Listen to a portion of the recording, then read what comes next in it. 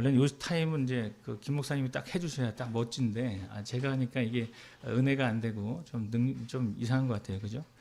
그렇다고 그러는 거죠. 자, 오늘 하나님 말씀 볼까요? 하나님 말씀은 마태복음 1장 21절로 23절 말씀입니다. 띄워져 있겠죠. 예, 마태복음 1장 21절로 23절 말씀.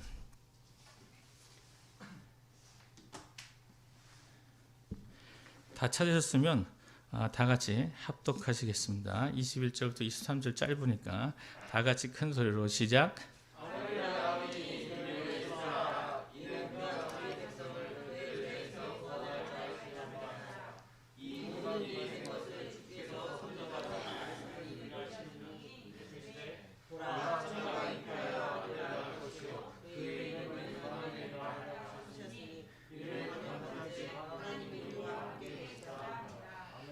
아멘. 예, 오늘 하나님의 말씀은 뭐냐면 제목이 이름을 예수라 하라.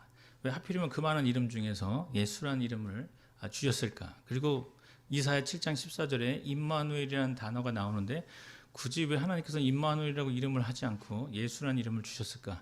생각을 좀 한번 해보시고 오늘 내용을 통해서 하나님의 말씀을 나눴으면 좋겠고요. 제가 가만히 있어서 이렇게 예배를 드리는 체질이 아니어갖고 또 돌아다니면서 얘기를 말씀을 증거하는데 이거 안 빠지네. 되게 세게 묶고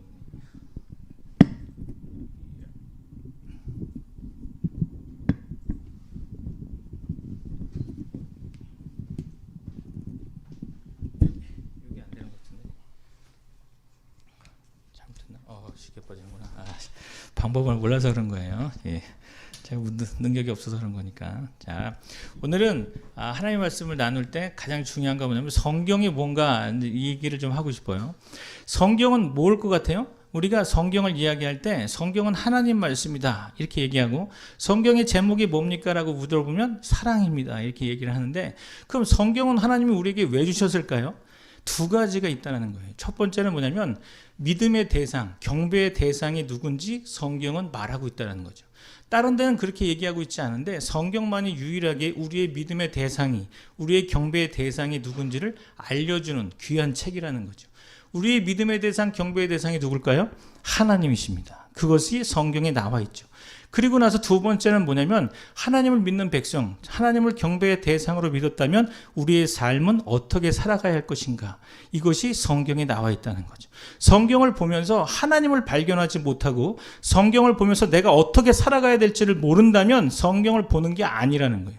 성경은 독서용으로 주신 게 아니에요. 성경 많이 읽으면 선물 주기 때문에 성경을 보는 게 아니라는 거예요. 성경을 통해서 하나님을 알게 되고 하나님을 접촉하고 하나님을 만나고 그리고 내가 어떻게 삶을 살아갈 것인가를 해답을 얻어야 되는 거예요. 성경을 통해서. 만약에 성경을 통해서 그렇게 해답을 얻지 않는다면 성경을 안 읽는 거나 읽는 거나 똑같다는 거예요.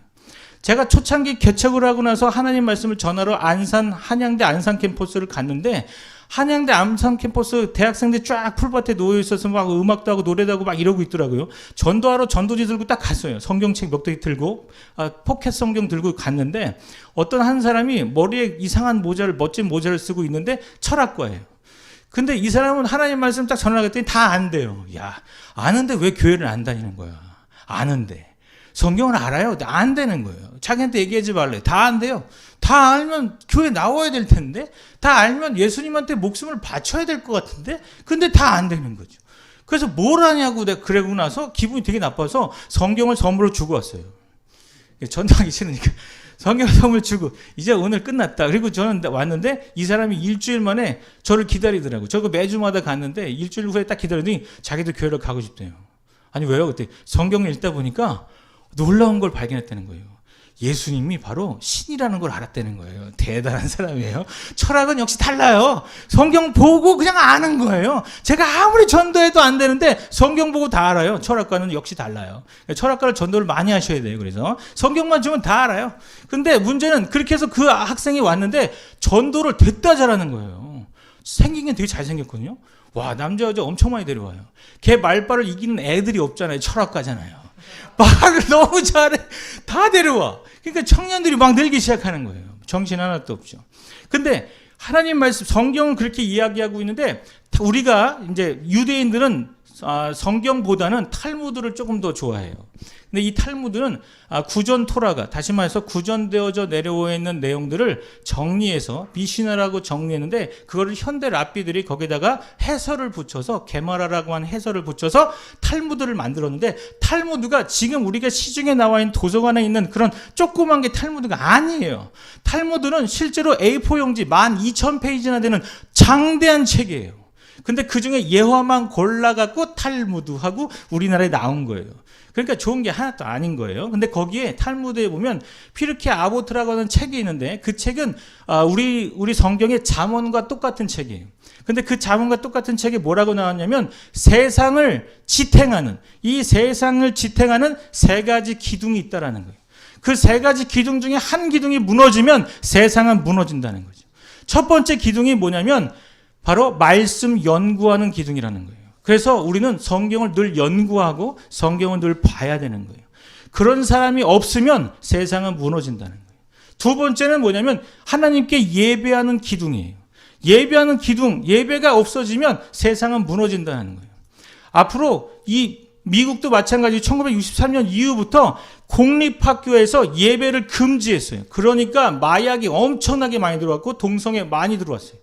우리나라도 이제 교회를 핍박하고 교회에서 예배를 안 드리기 시작하면 아이들은 당연히 다 다음 세대는 타락할 거라는 거예요. 그러니까 예배가 중요하다는 거예요. 그리고 세 번째는 뭐냐면 선한 행위에 기둥이 있어야 된다는 거죠. 선행을 해야 된다는 거예요. 근데 그냥 선행하는 게 아니라 하나님의 말씀을 연구하는 사람들이 하나님께 예배하고 하나님께 예배하는 사람이 선한 행위를 할 수 있다라는 거죠. 그것이 탈무드가 이야기하는 거라는 거예요. 오늘 우리 성경은 잠언도 그렇게 얘기했지만 선행을 해라 계속 얘기하지만 중요한 건 뭐냐면 하나님을 경외하는 것이 지식의 근본이다. 하나님을 경외하는 게 중요하다. 그거 먼저 시작하고 나서 하나님께 예배하고 선한 행위가 이루어진다는 거죠. 오늘 본문의 말씀 대림절을 기념해서 마태복음 1장 21절로 23절 말씀을 이야기했는데 여기서는 예수라는 단어가 나오죠. 천사가 그 요셉한테 마리아 데려오기를 무서워하지 말라. 이 마리아에게는 성령으로 인해서 잉태된 것이니까 너가 두려워하지 말라. 아들을 낳을 것인데 이름을 예수라 해라. 이는 그가 자기 백성을 저희 죄에서 구원할 자이심이다. 그러면서 예언된 700여 년 전에 예언된 이사야 7장 14절 임마누엘이다. 하나님이 우리와 함께한다. 마태는 뭐라고 얘기하냐면 예수님을 바로 하나님으로 얘기하는 거예요. 예수님이 하나님이다 그러면 안 돼요. 그러면 유대인들이 되게 기분 나빠해요. 그래서 죽을 수도 있어요. 그러니까 뭐라고 얘기하냐면 임마누엘, 하나님이 우리와 함께 하신다는 증거로 하나님으로 이 땅에 오셨다. 예수가. 그 얘기를 마태는 간접적으로 얘기를 하는 거예요. 마태의 관심은 유대인의 관심이 있어요. 이방인의 관심이 있는 게 아니에요. 유대인의 관심이 있어요. 유대인들이 예수 그리스도를 십자가에 못 박아 죽였는데 그 예수가 하나님이라는 걸 알면 그들의 삶은 바뀔 거다라고 생각을 하는 거예요. 그래서 예수가 바로 하나님이다 이렇게 하고 싶었는데 그렇게 얘기하면 안 될 것 같으니까 혼날 것 같으니까 예수님 이름을 예수라라. 예수는 구원자인데 중요한 건 700여 년 전에 예언된 이사야 7장 14절에 임마누엘 하나님이 우리와 함께 하신다는 그 증거로 예수님이 오셨다. 예수님이 하나님이시다. 이런 걸 얘기하는 거죠. 그래서 유대인들한테 하나님을 소개하고 싶고 예수 그리스도를 소개하고 싶었어요. 그래서 근데 문제는 예수가 누군지를 설명을 해줘야 되잖아요. 베드로는 제가 볼 땐 베드로와 바울을 비교했을 때 보면 하나님께서는 그들의 달란트를 사용해서 복음을 전하는데 마태와 베드로와 여기는 마태복음이니까 마태와 또 바울은 또 달라요. 마태는 대충 그렇게 얘기해갖고 유대인들을 향해서 복음을 전하기를 원했지만 바울은 세밀하고 디테일하게 교리를 정리했어요. 장로교에서는 칼빈을 상당히 아주 유능하게 본 이유가 뭐냐면 28살 때 이미 교리된 모든 교리의 그 장로교의 교리의 책을 다 썼어요. 28에. 젊을 때 벌써 다 썼어요. 그리고 나서 그 교리가 모든 장로교에 적용이 되는 거예요. 대단한 사람이죠. 그러니까 마찬가지로 이때 당시에 바울은 교리를 정리해서 에베소서라는 말씀을 통해서 빌립보서라는 말씀을 통해서 예수 그리스도가 누구신가를 다 정리해 놨다는 거예요. 그래서 우리가 성경을 보면서 예수님을 발견하고 그 예수님이 하나님이시다는 거, 하나님의 아들이라는 걸 발견하면 여러분의 인생은 달라진다는 거예요. 오늘 이 본문에서 중요한 건 예수라는 단어가 뭐냐? 구원자잖아요. 그러면 구원이 뭘까요?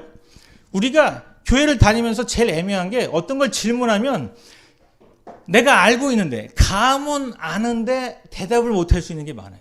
은혜가 뭡니까? 이렇게 물어보는 거랑 구원이 뭡니까?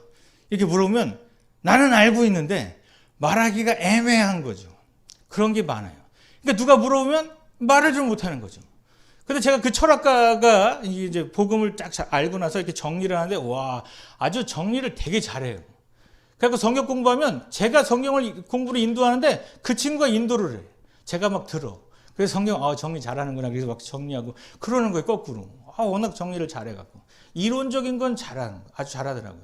근데 거기서 뭐냐면 구원이 뭡니까? 라고 물어보면 구원이 뭐겠습니까? 제가 예전에 군대 방위로 들어갔는데 방위 쫄딱이들한테 이제 복음을 전하는데, 야, 너희들 구원받아. 그때 어떤 아이가, 저희 쫄딱이 중에 하나가 딱 손을 드는 거예요. 구원이 뭡니까? 그래서 구원, 그것도 모르냐? 구원, 그거잖아. 그거야. 뭔데요? 근데 느낌 안 와? 이거 구원, 좋은 거야. 이렇게 얘기하고 나서 제가 회개를 했어요. 얘가 질문하는 건 뭐겠습니까? 자기도 구원받기 위해서 질문하는 건데 저는 머리는 알고 있는데 말은 못 하겠더라고요. 그래서 정리를 해서 그 다음에 다시 만나서 복음을 전하는 거예요. 구원이 뭡니까? 구원을 가르쳐줬어요. 구원이 뭐냐면 구원은 죄에서 해방받는 거예요. 우리가 죄를 졌어요. 그래서 에베소서 2장 1절에서는 죄와 허물로 우리가 죽었다 그랬어요. 죽을 것이다가 아니라 죽었다. 이미 죽었다라는 거예요. 제가 신학을 다니면서 한 4, 5년 이렇게 다니다가 시험에 들었어요. 그래서 신학을 포기했어요. 그래서 나 예수 안 믿겠다. 나 신학 다니면 안 되겠다. 내 신학 다니다가 인생 이상해지겠다. 성격 이상해지겠다. 이래서 신학을 포기하고 잠깐 세상으로 나가려고 했는데 하나님은 또 그걸 또 냅두지 않아요. 그래갖고 지나가다가 전도하는 사람한테 딱 걸렸어. 이 사람이 전도사야. 근데 전도사인데 저를 딱 보더니 그러는 거예요. 예수 믿으세요? 그렇게 물어보는 거예요. 혹시 예수 아십니까? 예수 믿으세요도 아니야. 예수 아십니까? 모르는데요. 모르는데 이렇게 얘기하면 참 이 사람이 갈 줄 알았더니 모르는데 했더니, 그럼 제가 한번 예수 얘기할까요? 근데 제가 거기서 갑자기 감정의 폭발이 일어나갖고 뭐라고 했냐면, 나도 신학생이라고. 내가 신학생인데 내가 예수를 모르겠냐고. 성경 내가 모르겠냐고. 그랬더니 그래요? 그러면 한마디만 하겠다는 거예요. 창세기 아십니까? 물어보는 거예요. 창세기를 모르겠냐. 성경 맨날 일독하려면 창세기 제일 먼저 봐갖고 창세기부터 끝나고 나서 계속 창세기밖에 읽는데, 창세기밖에 안 읽는데 창세기를 내가 얼마나 많이 하는데 뭔 얘기하려고 하냐고 제가 막 따졌어요. 근데 이 사람이 하는 말이 창세기 3장 14절을 아십니까? 물어보는 거예요. 창세기 3장 15절은 아는데 14절은 모르겠더라고요. 그게 뭔데요? 그래서 성경을 가르쳐 주더라고요. 성경을 딱 펴더니 창세기 3장 14절을 얘기하는 거예요. 그게 뭐냐면 하나님께서 뱀을 저주하는 거예요. 너는 종신토록 흙을 먹어라. 그러면서 얘기하는 게 저한테 그러는 거예요. 그 뱀이 흙을 먹을 것 같습니까? 뱀이 흙 먹고 삽니까? 물어보는 거예요. 뱀은 육식이기 때문에 흙을 안 먹고 살죠. 그러면 왜 하나님께서는 뱀한테 흙을 먹고 살으라고 했을까요? 질문하는 거예요. 글쎄요. 이 뱀이 사단인데 사람을 하나님께서 흙으로 만들었다. 근데 그 안에 생기를 불어넣어서 하나님의 영을 불어넣어서 사람이 됐는데 하나님의 영이 빠지면 다 흙덩어리다. 그 흙덩어리는 뱀이 먹게 돼 있다. 결국 사단이 지배하게 돼 있다. 그럼 인생은 거기서 빠져나올 수 없다. 당신도 뱀한테 잡힌 거다. 빠져나올 수 없다. 그러니까 갑자기 불안해갖고, 그럼 제가 어떻게 하면 되겠습니까? 이러니까 그때서야 주 예수를 믿으라. 그래야만 너와 내 집 구원을 얻으리라. 예수 믿으시라고 하는 거예요. 기분이 상당히 좋은 거죠. 와, 내가 뭔가 광명을 찾은 느낌이 막 들어서, 어느 교회입니까? 나도 그 교회 가겠습니다. 이렇게 해서 갔어요. 저는 좀 단세포적인 생각이 있어서 그냥 좋으면 가는 거니까. 그래서 가서 거기서 말씀을 연구하고 말씀을 들었는데, 놀라운 건 뭐냐면 죄에서 구원받는다. 다시 말해서 죄라는 게 뭡니까? 사단에 의해서 만들어진 창세기 3장에 의해서 지어졌던 그 원죄가 모든 사람에게 다 적용되는 거예요. 에베소서 2장 1절에 보니까 죄와 허물로 죽었던 너희를 예수님이 살리셨다. 그것이 뭡니까? 구원이라는 거예요. 에베소서 2장 1절의 구원은 과거의 모든 문제가 해결됐다는 거예요. 예수님이 2000년 전에 십자가 지심으로 우리의 모든 죄가 용서됐다라는 거예요. 죄에서 해방됐다는 거예요. 두 번째는 뭐냐면, 두 번째는 이 에베소서 2장 2절로 5절 말씀인데, 우리는 죄에서 만약에 죄를 벗어나지 않으면 세상 풍습을 쫓고 진노의 자녀가 된다는, 본질상 진노의 자녀로 우리는 위에 벌써 진노가 내리는 거예요. 왜요? 사단이 우리를 장악하고 있기 때문에. 사단의 장악에서 우리가 빠져나올 길이 없어요. 사단을 이길 수가 없어요. 제가 제 아들하고 옛날에 맨날 싸웠던 게 뭐냐면, 아들은 뭐 로봇가 이긴다 그러면 제가 그랬죠. 귀신이 이긴다. 막. 귀신은 안 보이잖아. 어디서 때리는지 어떻게 하냐. 막. 그랬더니 그러네. 귀신이 제일 센 거야.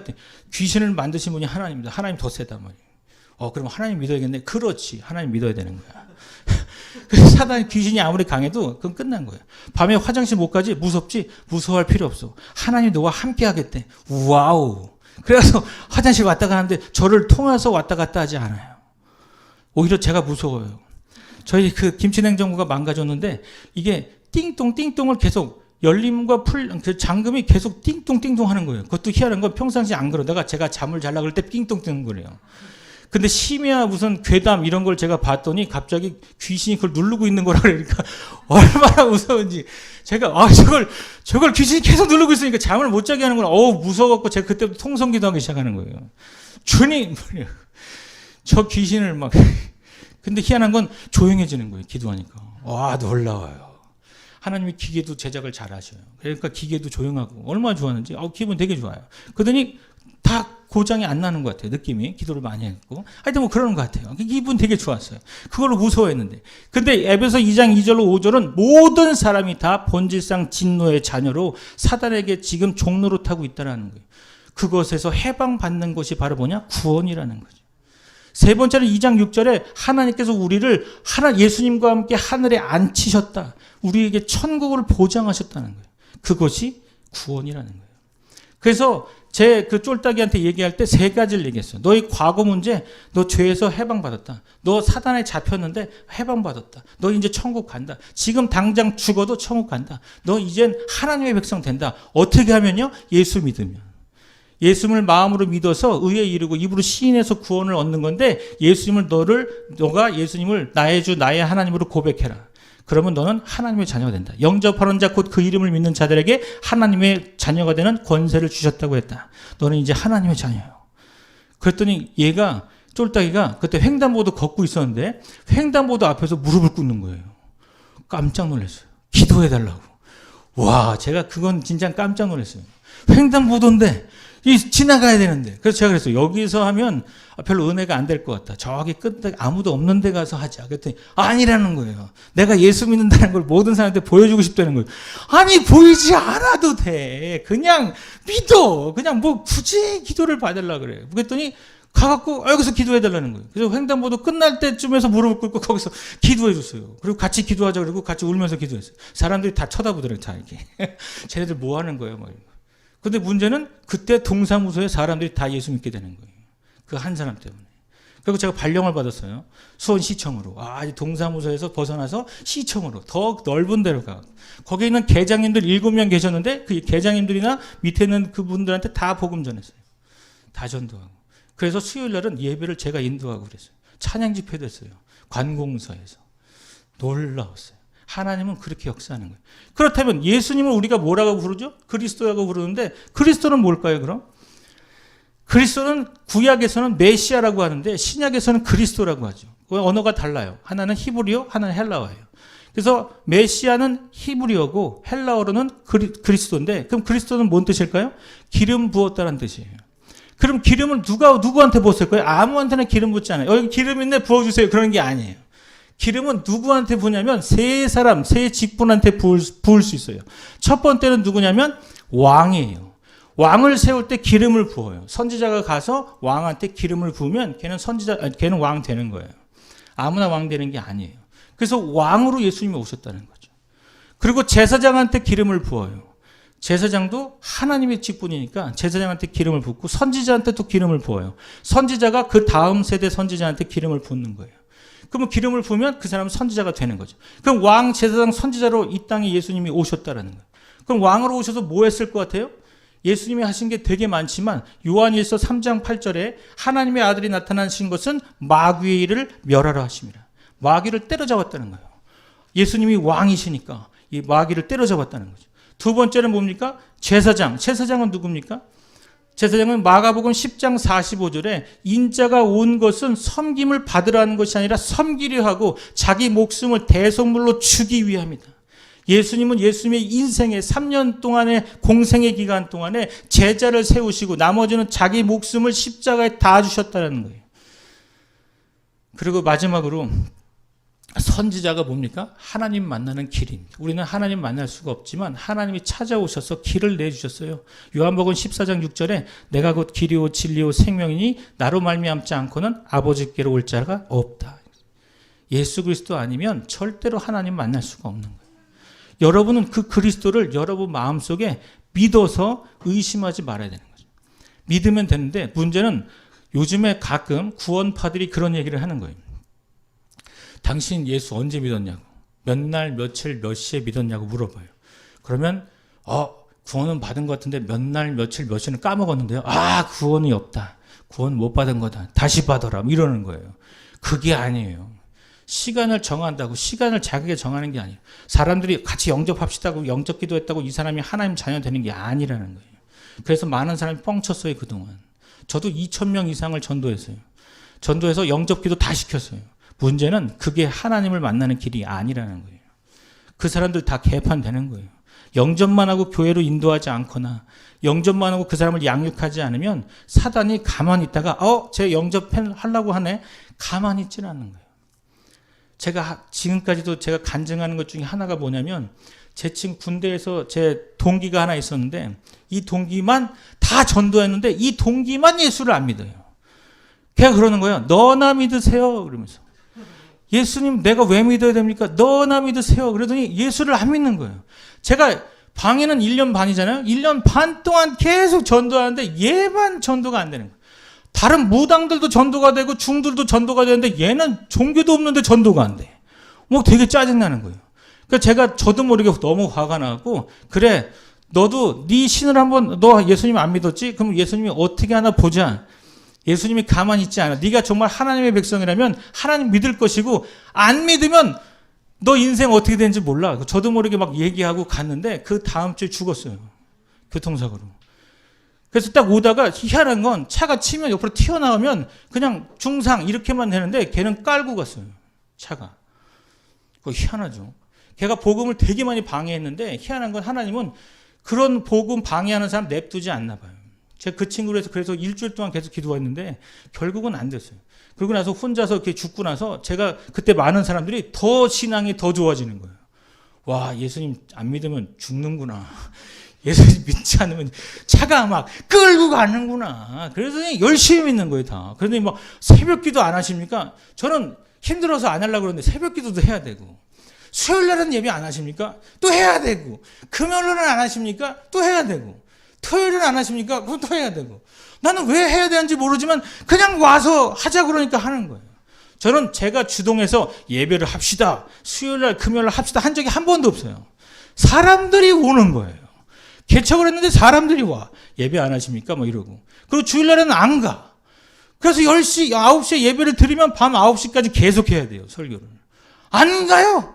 왜 안 가냐? 근데 계속 들어야 된다고. 라면 먹고도 또 예배하자 그러고. 성경 공부는 안 하시나요? 이러고. 그 성경 공부는 철학가가 시켜갖고 계약을 하라 그러고. 되게 잘해요. 집합 판서도 되게 잘 써갖고 성경을 다 아주 정리를 쫙 해줘요. 그러면 애들이 우와 목사님보다 전도사님보다 낫네 이러고 되게 좋아해요. 결국은 그 친구 지금 목사님 됐어요. 아주 철학과 나와서 목사님 됐는데 되게 잘하고 있어요. 대전에서 엄청 잘 나가요. 하여튼 그러는데 문제는 하나님 예수가 누구시고 그리스도가 누구인지 우리가 알았으면 이젠 뭐 해야 됩니까? 기도해야 되겠죠. 그리고 예수님을 영접해야겠죠. 여러분이 마음으로 진정으로 예수님을 영접하는 마음이 있어야 되는 거예요. 나도 영접기도 따라하십시오. 그리고 따라해갖고 얘가 구원받는 게 아니에요. 오히려 마귀한테 더 시달림을 당할 수 있어요. 어떤 애는 영접기도 하자 그러는데 영접기도를 안 했어요. 말씀만 듣고 그 다음부터 밤에 꿈에 아주 신기한 꿈을 꾸는 거예요. 커튼이 내려와서 자기 목을 조우고 그리고 희한한 건 커튼 귀신이 있나 봐요.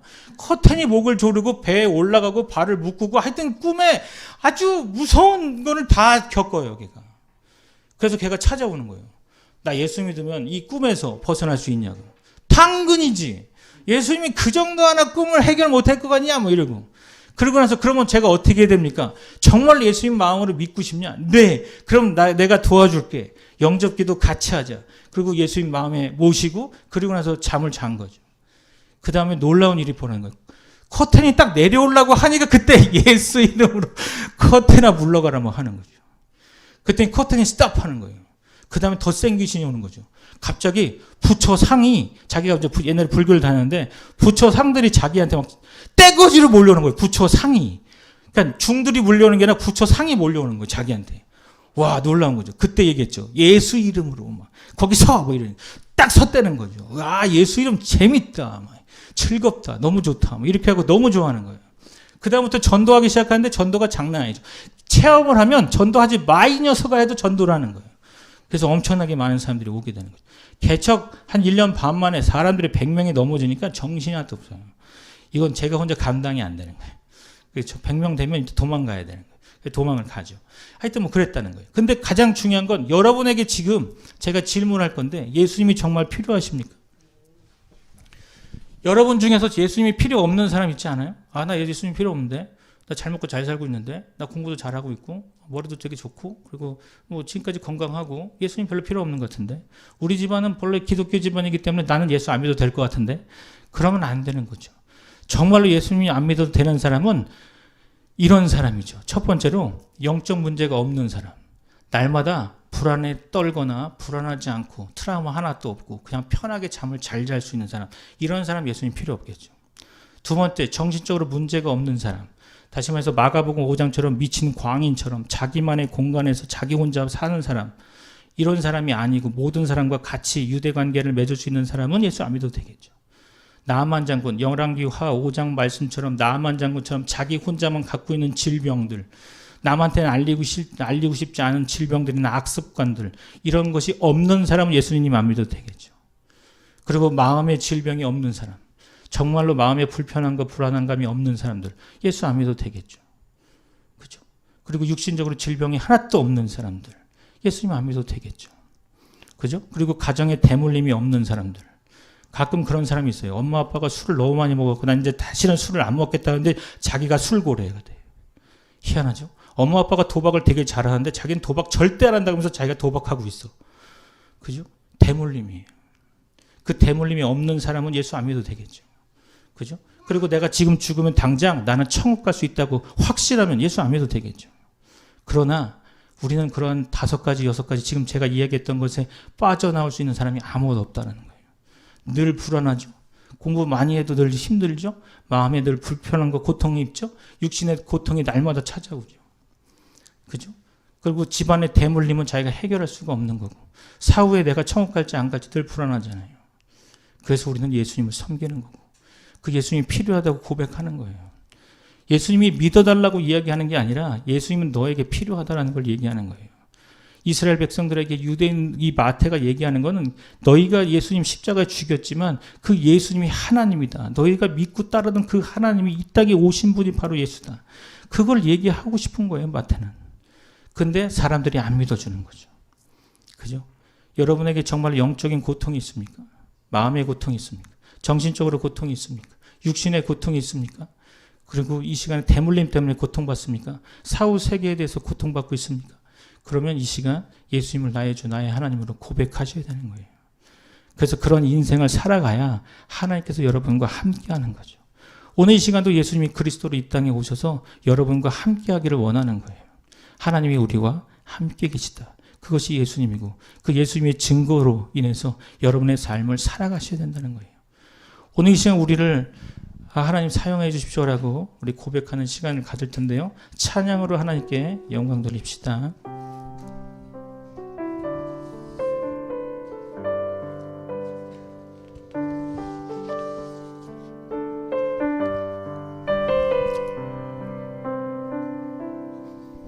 우리에겐 소원이 하나 있네.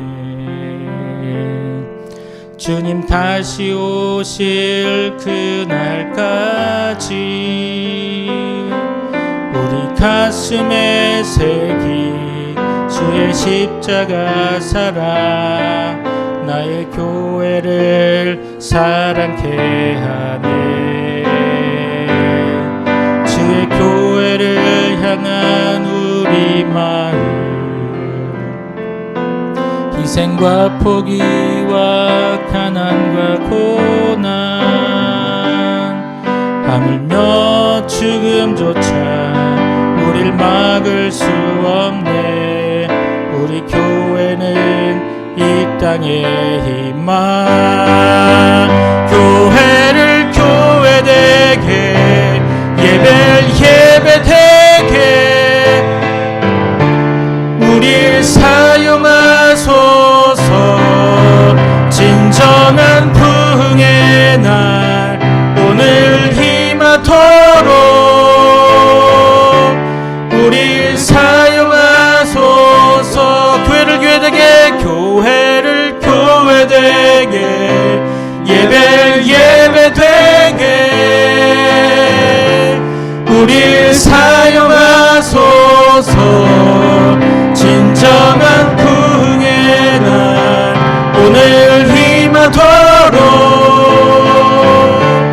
우릴 사용하소서.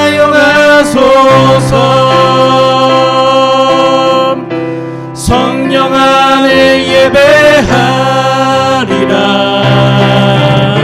자유의 마음으로 사랑으로 사역하리라. 교회는 생명이니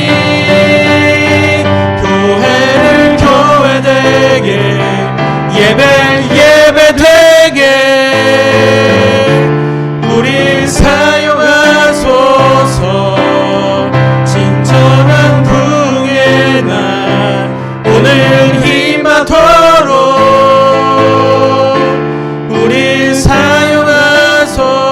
교회를 교회되게, 교회를 교회되게, 예배를 예배되게 우릴 사용하소서. 진정한 부흥의 날 오늘 임하도록 우릴 사용하. 한 번 더 교회를 교회되게, 교회를 교회되게, 예배를 예배되게 우릴 사용하소서. 진정한 부흥의 날 오늘 임하도록 우릴 사용하소서. 자, 계속 반주해 주시고 우리 다 같이 한번 우리 통성으로 기도하는 시간 갖겠습니다. 내 안에 정말로 예수가 그리스도 되심으로 나의 주 나의 하나님 되십시오 고백하는 시간 되게 하시고, 오늘 이 시간 정말로 여러분이 하나님 안에서 하나님 자녀로서의 특권을 누리고 살 수 있도록 우리 이 시간 우리 통성으로 기도합시다. 우리에게 정말 하나님 자녀를 권세하시고 우리가 이 땅에 사는 날 가운데 하나님의 능력이 임하여 주시고, 우리가 이 땅에 사는 가운데 하나님의 영광을 칠수 있도록 인도하여 주시며, 하나님 나라가 이 땅에서 회복되게 하여 주시고, 하나님 나라가 더욱더 확장되어질 수 있도록 주님 역사하여 주옵소서. 각자의 한 사람 한 사람 하나님께서 안수하여 주셔서 이들을 통해서 나라 민족 세계 열방에 하나님의 구원이 임하여 주시고 다음 세대의 복음이 증거되고 선포되어 주도록 주님 역사하여 주시옵소서. 하나님 감사합니다. 오늘 이 시간 저희들에게 말씀을 주심을 감사합니다. 예수가 그리스도 되심을 저희들에게 고백하게 하시고, 저희들의 삶이 정말로 예수님을 나의 주 나의 하나님으로 고백하며 우리가 이 땅에 사는 날 가운데 정말로 경배의 대상을 바로 알고 정말로 어떻게 살아가야 할 것인가 저희에게 해답되신 그 하나님의 말씀을 저희들 늘 가까이 하면서 저희들의 삶을 살아갈 수 있도록 주님 주장하여 주옵소서. 오늘 이 시간 말씀을 들은 온라인과 오프라인 모든 주의 성도들 가운데 하나님께서 함께하여 주시고 이들을 통해서 하나님 나라가 확장되어 줄 수 있도록 주님 주장하여 주옵소서. 이제는 예수 그리스도의 은혜와 하나님의 사랑과 성령의 교통하심이 이제부터 영원까지 주의 백성들에게 함께 있을지어다. 아멘.